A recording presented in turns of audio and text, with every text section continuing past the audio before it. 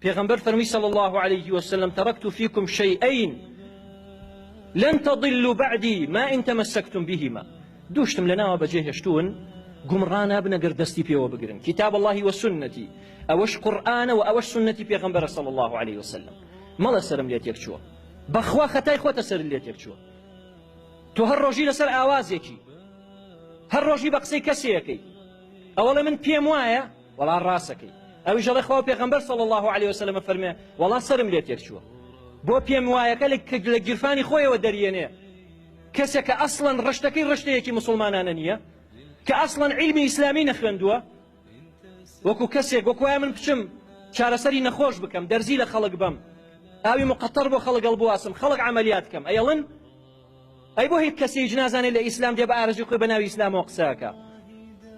توبي الله إخوة پیغمبر فرميتي صلى الله عليه وسلم الله سرم ليت يكشوه بلا ما ويش بسكسو كيكويت الله أو حديثة نية من بيم وايا وانية كاكا إشجار واجنية الله تو راسك يا زاني بخوا عمان إسلامي شاكا بلام تو باسي آيات وحديثي بوك الله سرم ليت يكشوه سر الليت يكشوه راسك سر الليت يكشوه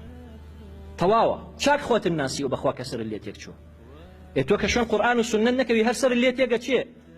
اگر پیغمبر بفرمي صلى الله عليه وسلم امتكم بحفتا وسيكو مل حفتا وديان بناوي اسلام وبلا من مسلمان بو جهنم يجتشم بو جهنم يجتشن يك دانيان بو بهش بچه بيت ولو دانيه بي هر سيري بك سيرك بناوي اسلام و چي من ليك بناوي اسلام و بزانه چي من ليك اگر پیش مرگ كان من نبن استا چي من ليك لا پیش تو من چي ليك من مرتدم لزاري اوان لعقيدو بيروباوري اوان من مرتدم حتى اگر بمقرن شياطمانش دوري نيه بلا ما ها مسلمان بكاك مرتد بم كافر بم اشهد ان لا اله الا الله واشهد ان محمد رسول الله رجل من المين مرتد تو مرتدي توش مرتدي ها توشر مرتدي شك داني شي لجردستم حكمتها شك جوله من ادري شك نشي بو جهاد لقل مسلماناني امولاتي خومانا بجنجي تو مرتدي منيش مرتدم هو بناوي اسلام ويكا وازاني وطازيه نو والله قروانش لناوشن كلما خرج قرن قطع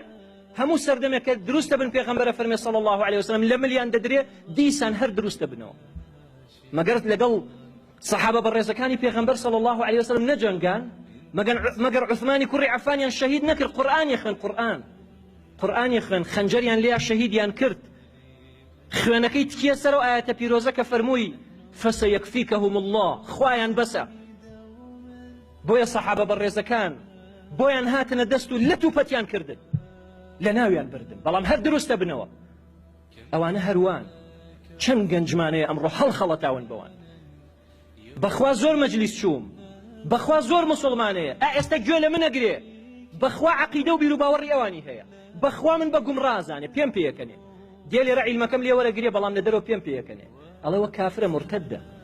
ئەوە کافر و مرتەدە ئەوە پیاوی حکومەتە ئەوە چییە چێ و بەد قسە بەتاڵانی کەیکا نامەوێت سەرتان بێشێنم بۆ قسە بەتاڵانە أها بناوي إسلام وكخوا دفرما إنكم كنتم تأتوننا عن اليمين بناوي لا راسي شو بودي نالا من كافرم الله من مسلمانم الله بابا ورا دروا تو تشيكي تو كافري تو قمراي تو مرتدي ورا وكو من بلان بيغمبر فرميتي صلى الله عليه وسلم يقتلون أهل الإسلام ويدعون أهل الأوثان مسلمانانا كجن بلان مواز لبت برستو كافرو بيبا وركان ينن لفرنسا ولا ألمانيا ولا أمريكا وهاتو نازاني سورة فاتحة بخانه يمنو توكوشي أما بريتيا لا بيوزمون بقرآن والسنة بعلم بعمل وبمنهج وبيرو بروجرام نو والله برا قمران نو والله خواب مان باريزي كم تريني قمران كم ترين حالي أنا وياك قمران لا يندى ولا الرجل راستك